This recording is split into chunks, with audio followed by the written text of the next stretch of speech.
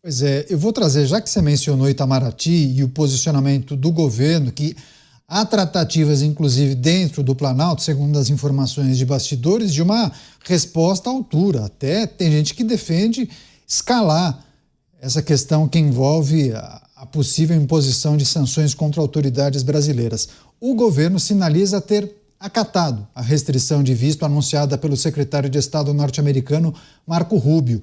Durante a audiência na Câmara, o ministro das Relações Exteriores, Mauro Vieira, foi questionado sobre a posição dos Estados Unidos e afirmou que a concessão de vistos é uma decisão soberana de cada país e deve ser respeitada.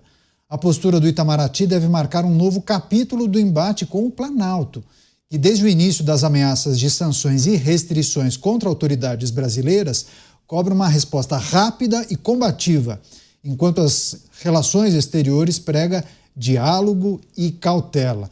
Então, as informações indicam, Mota, que há dois grupos, enquanto o Itamaraty, os embaixadores e diplomatas preguem cautela, melhor tirar o pé do acelerador, trata-se de uma decisão do país, é preciso respeitar, haveria gente dentro do Planalto querendo uma resposta à altura, escalar essa divergência com os norte-americanos. Eu acho que é um grupo só, Caniato. Eu acho que é um grupo só e alguém aí com muita habilidade de apresentar uma narrativa. Porque se o Itamaraty não reconhecer que os Estados Unidos têm o direito de dar o visto a quem eles querem, o Itamaraty vai fazer exatamente o quê? Vai mandar a 5ª Frota Brasileira invadir os Estados Unidos? Vai retaliar, cancelando todos os vistos de americanos que vêm ao Brasil? Exatamente que medida o Estado brasileiro vai tomar?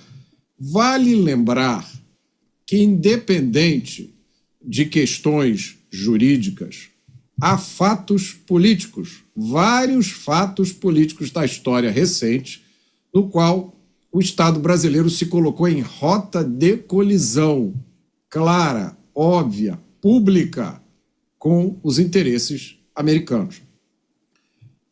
2 redes sociais americanas foram retiradas do ar aqui no Brasil. Uma delas não voltou, a Rumble. A outra, X, ficou mais de um mês fora do ar. Imagine os prejuízos que isso causou à empresa. Outra empresa americana, a Starlink, teve as suas contas congeladas e, salvo engano, foi forçada a pagar uma multa por uma questão que envolvia a rede social X, que é uma empresa completamente distinta. Salvo engano, um cidadão americano, Elon Musk, foi incluído num inquérito que tramita na Suprema Corte brasileira. Elon Musk é um cidadão americano, não estava no Brasil, e mais, ele hoje é talvez uma das 10 pessoas mais importantes dos Estados Unidos, braço direito de Donald Trump. Naquela época, ele já era uma pessoa relevante. Ele já era o homem mais rico do mundo, um dos maiores empreendedores dos Estados Unidos. E já que a gente está falando de diplomacia, a gente podia falar também, talvez, da cerimônia de posse do presidente do Irã, na qual o Estado brasileiro mandou um representante, saiu lá numa fotografia, junto com algumas das faces mais sinistras do planeta Terra. Então, se você olhar o que o Brasil fez nos últimos tempos, eu acho que a gente não pode chamar isso de manifestações de afeto, de apreço, de simpatia, nem pelo governo americano, nem pelo Estado americano, nem pelo povo americano. Porque quando você socializa, corteja, forma parcerias com pessoas e com entidades que têm entre os seus objetivos destruir os Estados Unidos, é assim que esse é um dos objetivos do Irã, se eu não me engano, que se refere aos Estados Unidos de forma afetuosa como o grande Satã. Se o Irã pudesse, amanhã mandava um míssil armado com ogiva nuclear para os Estados Unidos e acabava com os Estados Unidos da América. Então, meus amigos, relacionamento pessoal e entre países é uma via de mão dupla. A gente colhe o que a gente planta. E não adianta dizer que essas coisas não são ação do Estado brasileiro. É lógico que são. Veja que eu sou eu dou o benefício da dúvida aqui. Não estou nem falando que são questões de governo, porque algumas dessas ações não tiveram a ver propriamente com o governo atual, tiveram a ver com o Estado brasileiro. Então, a minha interpretação dos fatos, como eles se apresentam agora, é que realmente me parece que houve alguma tentativa de acomodação nesse primeiro momento e a escolha pela suspensão de visto como sendo a medida do momento. E o Marco Rubio fez aquela postagem tentando valorizar ao máximo isso, que, na verdade, para algumas pessoas é meio frustrante, porque elas esperavam a outra alternativa, o uso da lei Magnitsky, que é uma coisa muito mais poderosa e ampla. Mas eu acho que nesse primeiro momento, me parece, o governo americano vai tomar uma atitude limitada e esperar para ver qual será o desenrolar dos acontecimentos. A gente só precisa agora esperar e ver o que vai acontecer. Mas eu escutei também pessoas que fizeram uma leitura mais parecida com a do Dávila, que essa medida substitui a lei Magnitsky, porque senão Marco Rubio não teria justificado a história da liberdade de expressão e falado das empresas norte-americanas, e muitos fazem conexão ao episódio do X principalmente, viu, Mota? Mas, Dávila, quando a gente traz aqui o destaque e a informação que foi divulgada sobre uma certa divergência entre os integrantes do Itamaraty, do Ministério de Relações Exteriores, com o Palácio do Planalto, a respeito de qual é a reação mais adequada à manifestação de Marco Rubio, queria que você trouxesse sua ponderação. Se essas pessoas do governo que defendem uma resposta firme, mais áspera, rápida, possivelmente essas pessoas fizeram uma leitura equivocada do cenário, né? Porque não conceder o visto é uma decisão de cada país e muito corriqueiro, né? Da mesma maneira que em dado momento o país pode negar, passado um tempo ele pode conceder, né? Caniato, a reação do governo é a reação de militante juvenil da política. É assim, vamos para cima, vamos ser duros contra esses imperialistas, não é? Aquele discurso que você escuta em manifestação estudantil. E o Itamaraty está agindo como um adulto na sala, uma instituição que zela pelos interesses nacionais, que defende a diplomacia brasileira, e está dizendo, vamos dar uma resposta à altura, dizer o óbvio, que os Estados Unidos têm direito de tomar a política que ele bem entender do seu interesse em relação a vistos.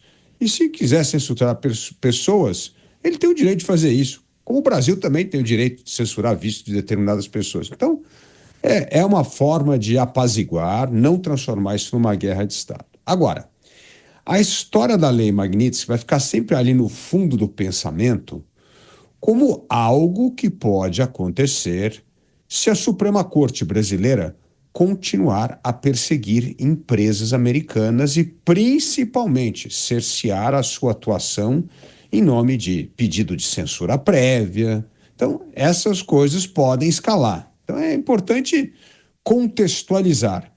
Agora, o que chama atenção nessa história é que esta disputa diplomática, Caniato, deveria fazer a oposição, principalmente a oposição, tratar dos temas sérios e não só desse ringue entre a diplomacia brasileira e americana. O problema sério é que o cerceamento à liberdade de expressão no Brasil é algo que vem ocorrendo de maneira sistemática desde abril de 2019.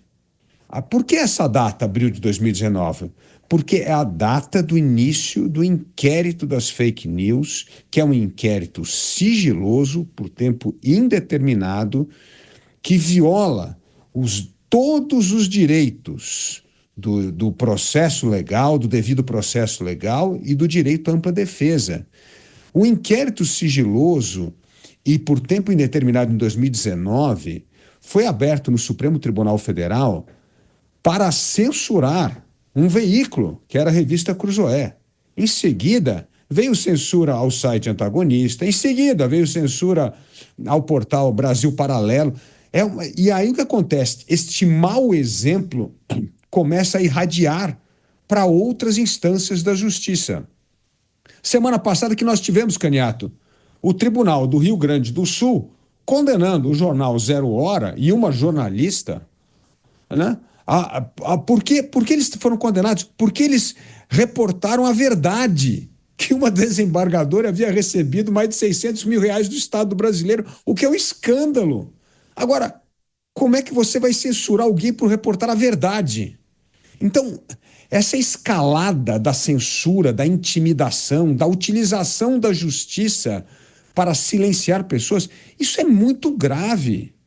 E o que a oposição deveria estar fazendo é tocando nessas feridas e não ficando nesse ringue só da diplomacia. É muito mais sério, isso está afetando a vida dos brasileiros. Parlamentares, Caniato, que têm o seu direito de manifestar quaisquer pensamento e opinião garantido pela Constituição no seu artigo 53, são vítimas de inquéritos da Polícia Federal, como é o caso do deputado Marcel Van Hatten, são perseguidos pela Procuradoria-Geral da República e pelo STF, como é o caso do deputado Eduardo Bolsonaro. Então, assim, nós estamos desrespeitando totalmente o que a Constituição garante a todos os cidadãos, a liberdade de expressão, a liberdade de opinião.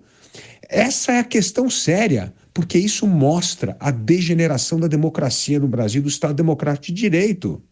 Então, vamos deixar dessa pequena esgrima diplomática e vamos tratar das questões como elas afetam a vida do cidadão, do parlamentar, dos jornalistas, que vêm cada vez mais sendo cerceados na sua liberdade de opinião, de informação e de expressão por medidas arbitrárias daqueles que hoje são os donos do poder.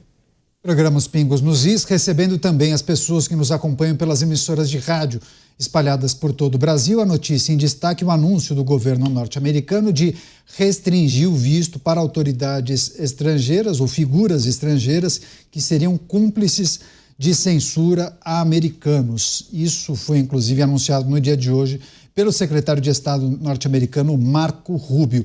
E aí os nossos comentaristas analisam uma informação que trata de uma divergência entre integrantes do Itamaraty e do governo federal, principalmente do Planalto, assessores diretos da Presidência da República, que defendem uma resposta dura, firme e rápida ao governo norte-americano. Já o Itamaraty mais cauteloso, dizendo que essa é uma decisão que compete a cada país. Você, Beraldo, alguma consideração a fazer sobre essa suposta divergência que vem sendo explorada pela imprensa?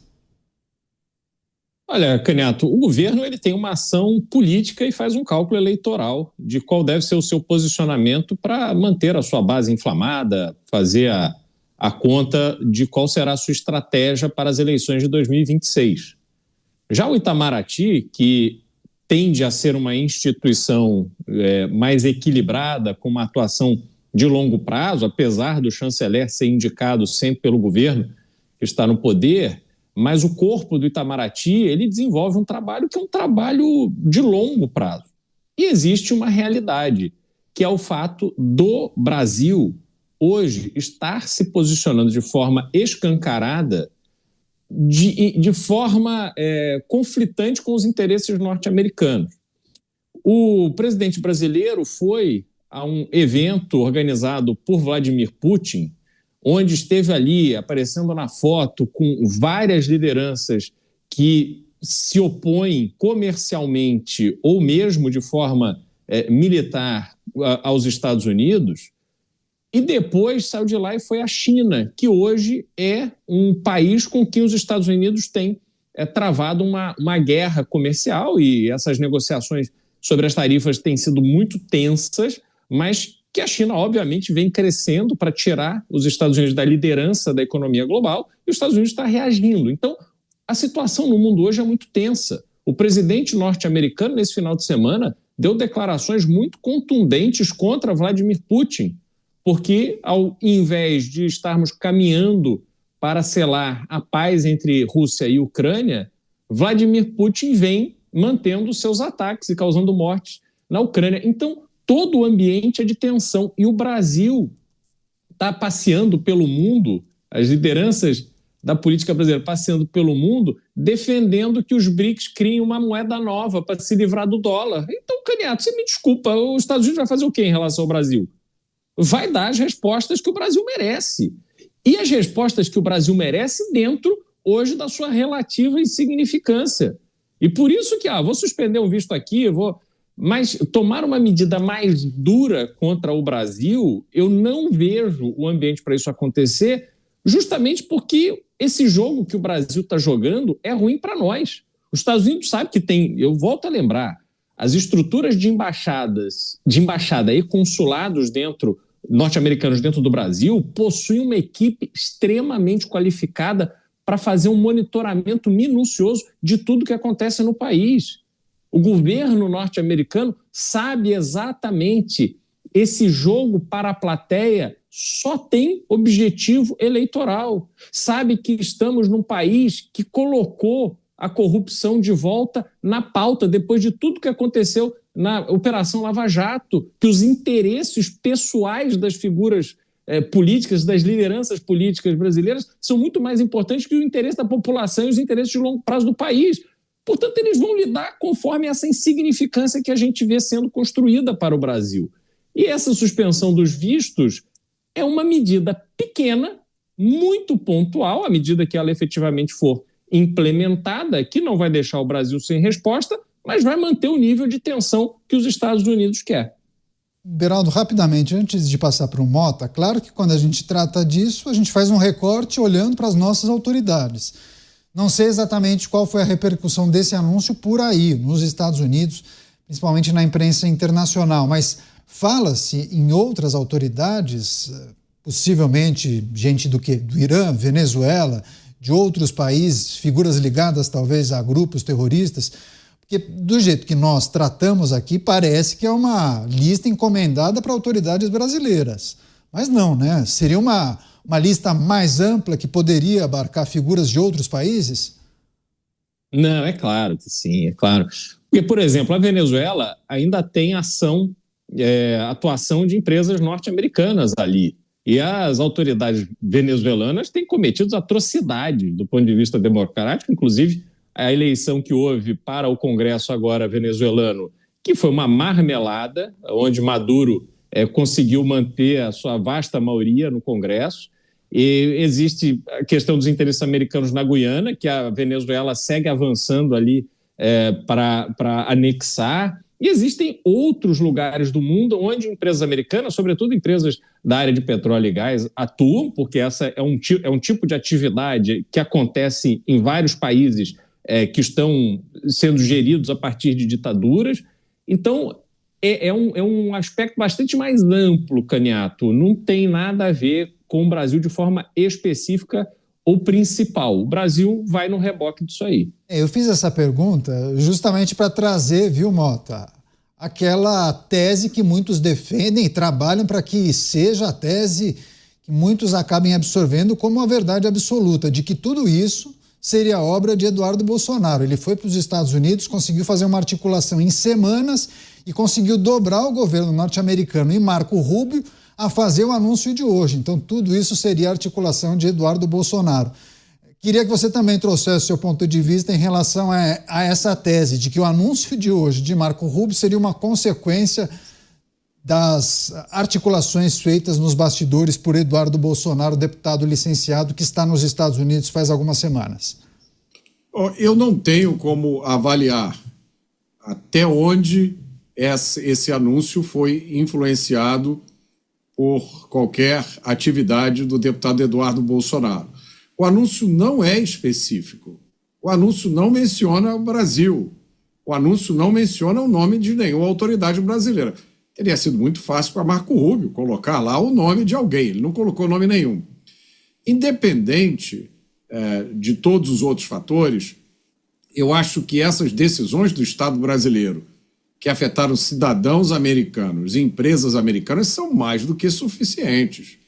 A gente pode até lembrar, são muitos os episódios, então eu precisaria aqui de 1 hora para lembrar de todos eles, mas me veio à mente agora um evento, eu acho que foi aqui no Rio de Janeiro, né, onde uma personalidade da mídia ligada ao governo ou personalidade do governo ligada à mídia, eu não sei muito bem como descrever, gritou no microfone uma ofensa a Elon Musk. Vocês lembram disso? Ora, se isso não é um incidente diplomático, eu não sei o que isso é. Então, é uma lista enorme de pequenas e grandes afrontas que foram feitas ao governo americano, e aí eu preciso enfatizar, ao governo americano, ao Estado americano e ao povo americano. Porque, ao contrário do que acontece aqui no Brasil, a distância entre o povo americano e o Estado americano é muito menor do que nós encontramos aqui, né? Então, eu acho que a abundância de fatos.